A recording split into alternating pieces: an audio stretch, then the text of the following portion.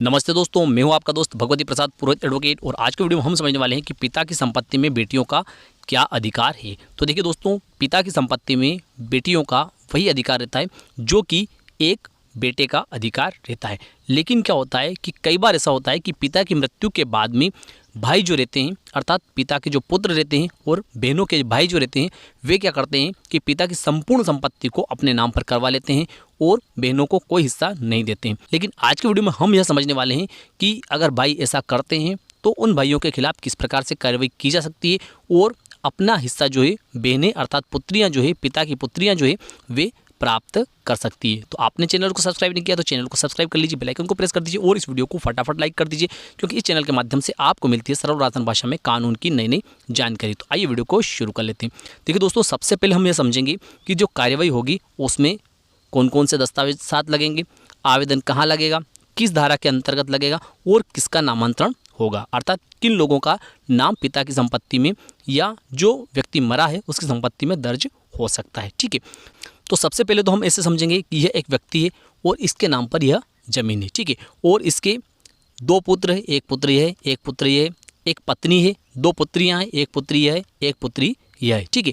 लेकिन जब इसकी मृत्यु होती है, ठीक है, तो क्या होता है कि स्वाभाविक है कि इस जमीन के सरकारी कागज में इसके सभी वारिसों का नाम दर्ज होना चाहिए। लेकिन क्या होता है कि यह पुत्र और यह मृत पुत्र जो है, इसके जो भी पुत्र पुत्री है वे और यह पत्नी जो है, इन लोगों का नाम जो है इस जमीन के सरकारी कागज में दर्ज हो जाते हैं। लेकिन यह एक पुत्री और यह मृत पुत्री जो है, इसके पुत्र पुत्री जो है, उनके नाम जो है इस जमीन के सरकारी कागज में दर्ज नहीं होते हैं। तो देखिए, नाम दर्ज कहाँ से होते हैं, पहले उस प्रक्रिया को थोड़ा सा हमें समझना होगा, तब हम उस प्रक्रिया के खिलाफ किसी प्रकार की कार्यवाही कर सकते हैं। तो देखिए, किसी भी किसान की अगर मृत्यु होती है तो ऐसी स्थिति में उसकी ज़मीन के सरकारी कागज में उसके सभी वारिसों के नाम दर्ज होते हैं और वे नाम जो दर्ज होते हैं वे होते हैं तहसीलदार या नायब तहसीलदार महोदय की न्यायालय से। ठीक है, अगर यह पुत्री और यह मृत पुत्री जो है, इसके पुत्र पुत्रियों के नाम अगर इस व्यक्ति की मृत्यु के बाद में इस जमीन के सरकारी कागज में दर्ज नहीं हुए तो ऐसी स्थिति में ये लोग जो है ये क्या कर सकते हैं कि जैसे ही इन लोगों को इस नामांतरण की जानकारी होती है कि इस व्यक्ति की मृत्यु के बाद में इस जमीन के सरकारी कागज में इन लोगों के या इस व्यक्ति के वारिसों ने और इन लोगों ने अपना नाम दर्ज करवा लिया है और इन लोगों के नाम जो है इस जमीन के सरकारी कागज में दर्ज नहीं करवाए हैं, तो ऐसी स्थिति में ये क्या कर सकती है कि उस आदेश जो आदेश पारित हुआ है उस आदेश के दिनांक से 45 दिवस के भीतर इन लोगों को जो अपना नाम दर्ज करवाना चाहते हैं, इन लोगों को मध्य प्रदेश भू राजस्व संहिता की धारा 44 के तहत 44 के तहत उपखंड अधिकारी महोदय अर्थात एसडीओ महोदय के समक्ष अपील पेश करनी होगी। ठीक है, अब उस अपील के साथ में क्या क्या लगाना पड़ेगा इनको, तो देखिए उस अपील के साथ में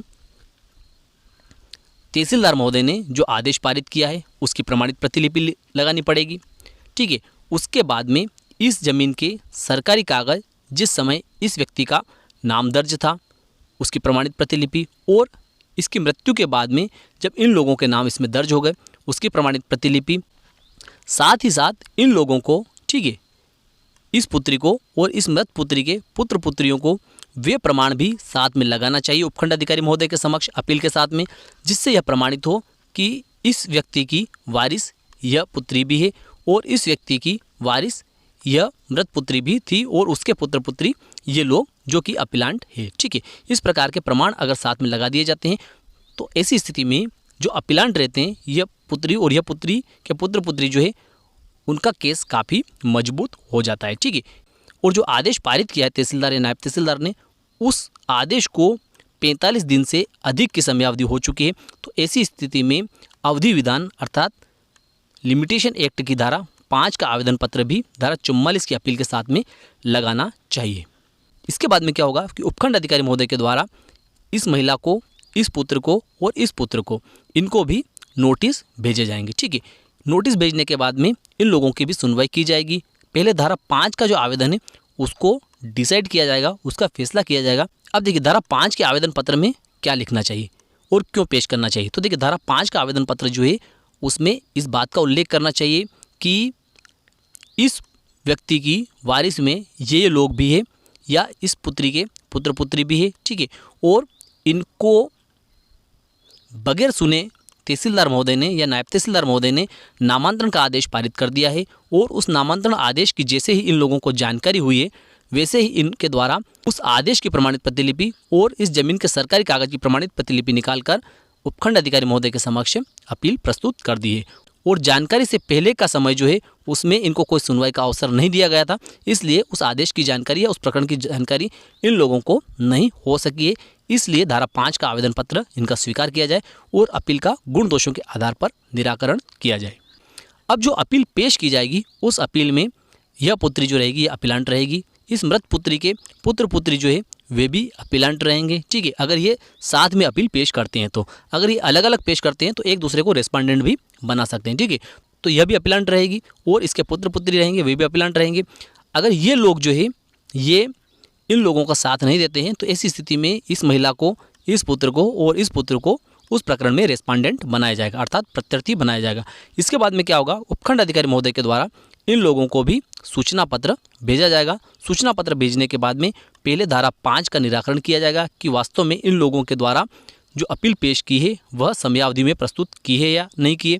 क्या इनको धारा 5 का लाभ दिया जाना चाहिए या नहीं दिया जाना चाहिए, क्या इनको इस प्रकरण की जानकारी रही थी या नहीं रही थी। अगर इनको प्रकरण की जानकारी नहीं रही है तो ऐसी स्थिति में इनका धारा 5 का आवेदन पत्र किसका, इन लोगों का, इस पुत्री का और इस पुत्री के पुत्र पुत्रियों के द्वारा प्रस्तुत धारा 5 का आवेदन पत्र स्वीकार कर लिया जाएगा और उसके बाद में अपील का गुण दोषों के आधार पर निराकरण किया जाएगा। अर्थात इन दोनों को और इन लोगों के